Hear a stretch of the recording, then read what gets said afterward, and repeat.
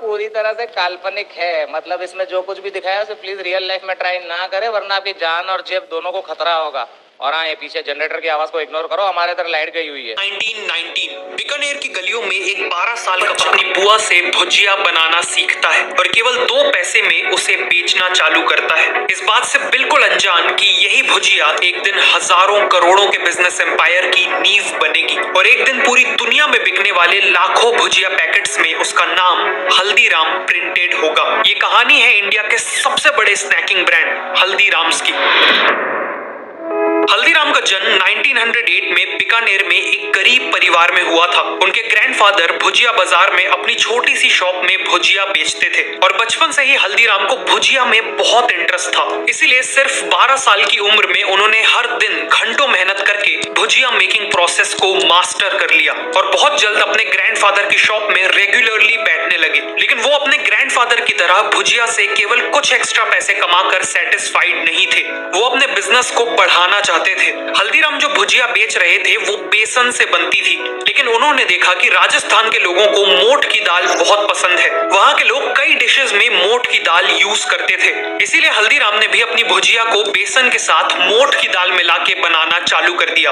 उनकी ये नई भुजिया लोगों को काफी डिलीशियस लगी और एक इंस्टेंट हिट बन गई। लेकिन वो यहाँ नहीं रुके, उन्होंने रियलाइज किया कि उनकी अभी की भुजिया काफी मोटी और सॉफ्ट है, लेकिन अगर वो इसे थिन और क्रिस्पी बना दे तो कस्टमर्स का ईटिंग एक्सपीरियंस काफी सेटिस्फाइंग बन जाएगा। इसे अंजाम देने के लिए उन्हें सबसे पहले अपने बैटर को पतला बनाना था और साथ में एक ऐसा मेश चाहिए था जिसके होल्स एक स्टैंडर्ड मेश से छोटे हों ताकि उसमें से पतली भुजिया बन सके। उन्होंने मार्केट में कई मेश मेकर्स के साथ लगकर एक परफेक्ट मेश बनवाया और अपने बैटर के कई आइटरेशंस भी ट्राई किए। फाइनली कई महीनों की एक्सपेरिमेंटेशन के बाद उन्होंने एक परफेक्टली थिन और क्रिस्पी भुजिया बना ली। इस नई भुजिया ने सेल्स को एक्सपोनेंशियली बढ़ा दिया। लेकिन हल्दीराम का इनोवेशन केवल भुजिया की रेसिपी तक लिमिटेड नहीं था। टर्न्स आउट कि हल्दीराम सीक्रेटली एक ब्रांडिंग जीनियस भी थे। मार्केट में ऐसी कई और दुकानें थी जो भुजिया बेचती थी, लेकिन हल्दीराम चाहते थे कि कस्टमर्स के दिमाग में उनकी भुजिया की इंपॉर्टेंस एक नॉर्मल भुजिया से कई गुना ज्यादा हो।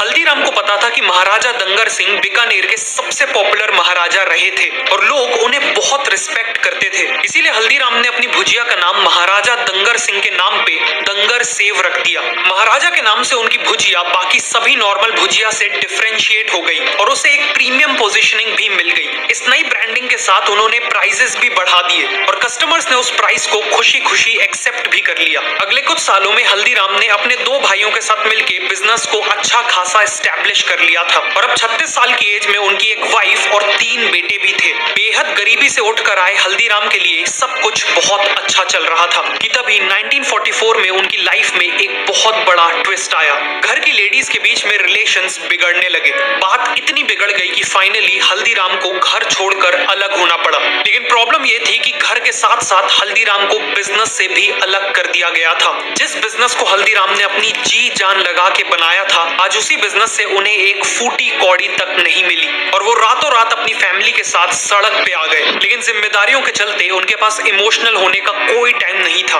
हल्दीराम ने जल्द से जल्द अपने आप को संभाला और काम ढूंढने लगे। एक दिन मार्केट में काम ढूंढते वक्त किसी ने उनका नाम पुकारा। जब हल्दीराम ने मुड़कर देखा तो पीछे उनका एक बचपन का दोस्त खड़ा था। उनका ये दोस्त कई सालों बाद बीकानेर लौटा था। हल्दीराम ने उसे अपनी सिचुएशन के बारे में सब कुछ बता दिया। सालों पहले हल्दीराम ने 200 रुपए देके अपने इस दोस्त की मदद की थी और फॉर्चुनेटली उसने ये एहसान भूला नहीं था। उसने उसी दिन हल्दीराम को 100 रुपए लौटा दिए और यही 100 रुपए हल्दीराम के लिए लाइफ लाइन साबित हुए। सबसे पहले तो उन्होंने अपनी फैमिली के लिए एक छोटा सा घर रेंट पे लिया और फिर बिजनेस आइडियाज सोचने लगे। उनकी वाइफ चंपा देवी काफी डिलीशियस मूंग दाल बनाती थी और बीकानेर के लोगों के लिए भी मूंग दाल एक स्टेपल डिश थी। फिर क्या, उन्होंने मूंग दाल का बिजनेस करने का फैसला लिया। उन्होंने बचे हुए पैसों से मूंग दाल, स्पाइसेस और बाकी आइटम्स खरीदे और एक काम चलाऊ किचन भी सेटअप कर लिया। वो दोनों अर्ली मॉर्निंग उठकर मूंग दाल प्रिपेयर करते और फिर हल्दीराम पूरे दिन मार्केट में घूम घूम कर लोकल वर्कर्स और ऑफिस गोयर्स को ये डिश बेचने लगे। कुछ ही टाइम में उन्होंने मूंग दाल के साथ अपने ओरिजिनल पैशन यानी भुजिया को भी बेचना शुरू कर दिया। हार्डवर्क, टेस्ट और क्वालिटी के चलते उनका एक लॉयल कस्टमर बेस बन गया और कुछ ही टाइम में उन्होंने एक छोटी सी शॉप को रेंट पे लेने के पैसे जमा कर लिए। शॉप खोलने के कुछ ही समय में मार्केट में बात फैल गई कि हल्दीराम और उनकी दंगर सेव अब वापस आ चुके हैं। उनकी दुकान में लोगों की लाइन लगने लगी और देखते ही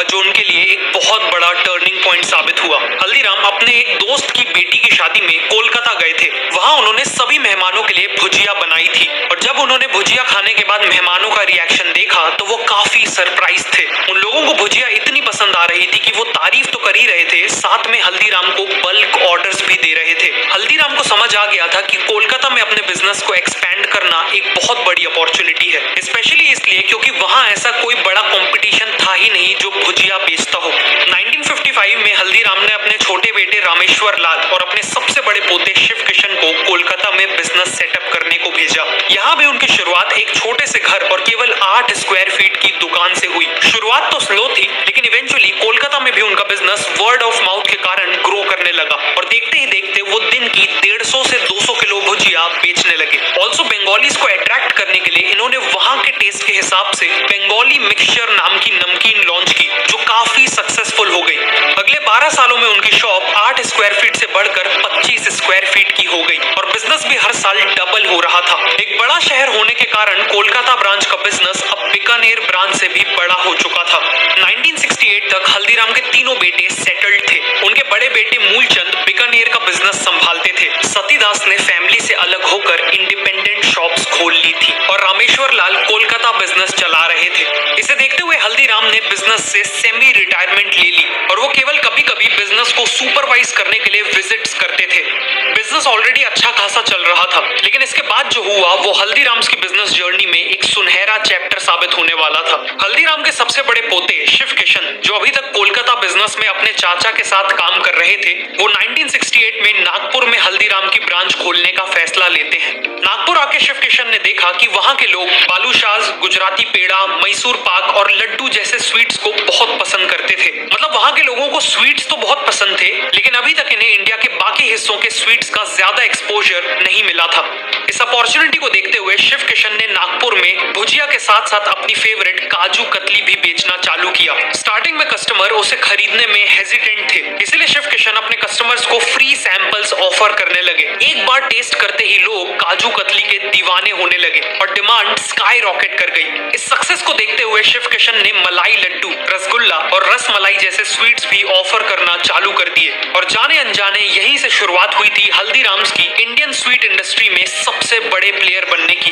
1971 तक नागपुर में हल्दीराम के 2 आउटलेट्स खुल गए थे, लेकिन शिव किशन यहाँ रुकना नहीं चाहते थे। एक दिन शिव किशन कीर्ति नाम के रेस्टोरेंट में गए जिसने उनकी आंखें खोल दी। वो रेस्टोरेंट केवल डोसा और लस्सी ऑफर करता था और वहाँ हमेशा कस्टमर्स की भीड़ लगी रहती थी। यहीं से शिव किशन को आइडिया आया हल्दीराम्स को एक शॉप से एक रेस्टोरेंट में बदलने का। मार्केट को समझने पे उन्हें पता चला कि महाराष्ट्र में लोगों को साउथ इंडियन डिशेस जैसे डोसा और इडली बहुत पसंद है। अब वो तो अपने रेस्टोरेंट में बीकानेर के पॉपुलर स्नैक्स जैसे समोसा और कचौड़ी ऑफर करना चाहते थे, लेकिन उससे पहले उन्हें कस्टमर्स को अपने रेस्टोरेंट तक लाना था। इसीलिए उन्होंने शुरुआत उन्हीं डिशेस से करी जिनकी डिमांड थी, यानी डोसा और इडली। शिव किशन ने एक 30 सीटर रेस्टोरेंट खोला और बहुत जल्द उनके रेस्टोरेंट की सारी सीट्स ऑक्यूपाइड रहने लगी। इसे देखते हुए उन्होंने अपनी सीटिंग कैपेसिटी डबल कर दी और मेन्यू में समोसा और कचौड़ी भी ऐड कर दिया। जो कस्टमर्स डोसा और इडली खाने आते थे, शिव किशन उन्हें समोसा और कचौड़ी ट्राई करने को कहते थे और जैसा काजू कतली के समय हुआ था सेम वैसा ही अब हुआ। एक बार कस्टमर ने समोसा कचौड़ी टेस्ट कर ली तो उनमें से ज्यादातर लोग उनके रेगुलर कंज्यूमर्स बन गए। अगले कुछ सालों में नागपुर में हल्दीराम्स के मल्टीपल आउटलेट्स खुल चुके थे और इसी के चलते हल्दीराम्स नागपुर में केवल एक भुजिया बिजनेस से बढ़कर एक इंडियन स्नैक्स, स्वीट्स और रेस्टोरेंट बिजनेस में बदल चुका था। 1975 में कोलकाता ब्रांच के रामेश्वर लाल फैमिली बिजनेस स्ट्रक्चर से अलग होकर इंडिपेंडेंट हो जाते हैं। एक एग्रीमेंट होता है जिसके अकॉर्डिंग रामेश्वर लाल वेस्ट बंगाल से बाहर बिजनेस नहीं करेंगे और मूलचंद और उनके बेटे वेस्ट बंगाल में एंट्री नहीं लेंगे। इस समय तक हल्दीराम्स की नागपुर ब्रांच बहुत अच्छी चल रही थी, लेकिन शिव किशन के दिमाग में इससे भी बड़े प्लान्स थे। वो एक ऐसे शहर में एक्सपेंड करना चाहते थे जो हल्दीराम्स को एक नेशनल लेवल ब्रांड बना देने वाला था और वो शहर था भारत की राजधानी दिल्ली। दिल्ली में एक्सपेंड करने के लिए शिव किशन ने अपने छोटे भाई मनोहर लाल को चुना। मनोहर लाल तब तक बीकानेर बिजनेस में काम कर रहे थे और शिव किशन को उनमें बहुत पोटेंशियल दिख रहा था। 1982 में मनोहर लाल अपने छोटे भाई मधुसूदन के साथ दिल्ली आए और वहां देखा कि Chandni Chowk famous snacks vendors से भरा हुआ था। उन्होंने अपनी लाइफ में इतना कंपटीशन कभी नहीं देखा था, लेकिन अच्छी बात यह थी कि कंपटीशन के साथ साथ वहां डिमांड भी बहुत ज्यादा थी। मनोहर मनोहर लाल ने शिव किशन की हेल्प से अपनी शॉप के लिए जगह खरीदी और 1983 में बिजनेस स्टार्ट कर दिया। अगले 1 साल तक दिन रात एक करके उन्होंने मार्केट में अपनी रेपुटेशन बिल्ड की और ब्रेक इवन करने लगे कि तभी उनके साथ एक बहुत बड़ी ट्रेजेडी हो गई। 1984 के भयानक एंटी सिख राइट्स ने दिल्ली को झुलसा दिया था और इसी दौरान मनोहर लाल की वर्कशॉप और घर भी जल गया। अगले 2 महीने तक हल्दीराम्स का दिल्ली का बिजनेस जीरो पे आ चुका था, लेकिन मनोहर लाल ने हार नहीं मानी। उन्होंने नागपुर और बीकानेर से फाइनेंशियल हेल्प ली और दिल्ली में एक नई 300 स्क्वायर फीट की वर्कशॉप अक्वायर की और बिजनेस को रीस्टार्ट किया। उन्होंने जो रेपुटेशन बिल्ड की थी वो बहुत काम आई और बिजनेस वापस पिकअप करने लगा। अगले कुछ सालों में उन्होंने न केवल अपनी करंट वर्कशॉप को एक्सपेंड किया बल्कि एक 2000 स्क्वायर फीट की नई फैक्ट्री भी स्टैब्लिश की और नए आउटलेट्स भी खोले। बिजनेस लगातार ग्रो हो रहा था, लेकिन इन सब के बाद भी हल्दीराम्स एक मीडियम साइज्ड लोकल बिजनेस ही था। पर शिव किशन और मनोहर लाल चाहते थे कि हल्दीराम्स एक वर्ल्ड क्लास कंज्यूमर ब्रांड बने, इंडिया के हर घर के लोग उनके प्रोडक्ट्स कंज्यूम करें। उन्होंने देखा कि लिबरलाइजेशन के बाद पेप्सिको, केलॉग्स और नेस्ले जैसी ब्रांड्स ने इंडिया में कन्वीनियंस फूड्स बेचना चालू कर दिए हैं, बेसिकली पैकेज्ड और रेडी टू ईट फूड। लेकिन हल्दीराम ने यहाँ एक बहुत बड़ा गैप स्पॉट किया। ये सभी फॉरेन ब्रांड्स इंडियंस को वेस्टर्न कल्चर का पैकेज्ड फूड मार्केट करने में हजारों करोड़ों लगा रहे थे, लेकिन उस समय कोई भी ब्रांड इंडियन स्नैक्स को लॉन्ग शेल्फ लाइफ वाली पैकेजिंग में नहीं बेच रहा था। इसी अपॉर्चुनिटी को देखते हुए हल्दीराम्स ने सबसे पहले अपनी बीकानेरी भुजिया और आलू भुजिया जैसे प्रोडक्ट्स को नाइट्रोजन पैकेजिंग में बेचना चालू किया, जिससे इनकी शेल्फ लाइफ कुछ दिनों से बढ़कर कुछ महीनों तक पहुंच गई। इस नई पैकेजिंग के कारण हल्दीराम्स का बिजनेस अब नागपुर या दिल्ली तक लिमिटेड नहीं था। अब लोग इंडिया के छोटे से छोटे शहर में हल्दीराम्स की भुजिया खरीद सकते थे। लॉन्च के बाद कस्टमर्स ने इन प्रोडक्ट्स को बहुत अच्छा रिस्पॉन्स दिया और इसीलिए हल्दीराम्स ने अपने पैकेज्ड फूड सेगमेंट में रसगुल्ला, सोन पापड़ी, पिकल्स, कचौड़ी और इवन भेल पूड़ी में डाइवर्सिफाई किया। देखते ही देखते हल्दीराम्स ने 400 से ज्यादा पैकेज्ड फूड आइटम्स बेचना चालू कर दिए। अलग अलग परचेजिंग पावर वाले कंज्यूमर्स को टारगेट करने के लिए इन्होंने अलग अलग पैक साइजेस में अपने प्रोडक्ट्स ऑफर किए। जैसे इनके कई प्रोडक्ट्स का छोटा पैक केवल 5 रुपए में मिल जाता है और बड़े पैक्स 200 रुपए प्लस तक जाते हैं। ऑल्सो इन्हें पता था कि स्नैक्स एक इम्पल्सिव परचेज होते हैं, इसलिए हल्दीराम्स ने कलर साइकोलॉजी का यूज करके अपनी पैकेजिंग को अट्रैक्टिव बनाया और फाइनली इंडिया के कोने कोने तक पहुंचने के लिए हल्दीराम्स ने 100 से ज्यादा डिस्ट्रीब्यूटर्स और लाखों रिटेलर्स को ऑन बोर्ड किया। इन्हीं स्ट्रेटेजीज के चलते आज इंडिया के ऑलमोस्ट हर घर में लोग हल्दीराम के स्नैक्स खाते हैं और इवन यूएस, सिंगापुर और यूके जैसे 80 से ज्यादा देशों में Haldiram's one of the most popular Indian snacks brand है। करीब 100 साल पहले हल्दीराम्स की शुरुआत भुजिया को 2 पैसों में बेच के हुई थी और आज उसी हल्दीराम्स ने 9000 करोड़ से ज्यादा का बिजनेस किया है। हल्दीराम्स की कहानी ये प्रूव करती है कि कस्टमर्स को डिलाइट करके, लगातार प्रोडक्ट्स को इनोवेट करके और समय के साथ खुद को बदल के कितना भी बड़ा बिजनेस बनाया जा सकता है, चाहे शुरुआत कितनी ही छोटी क्यों ना हो।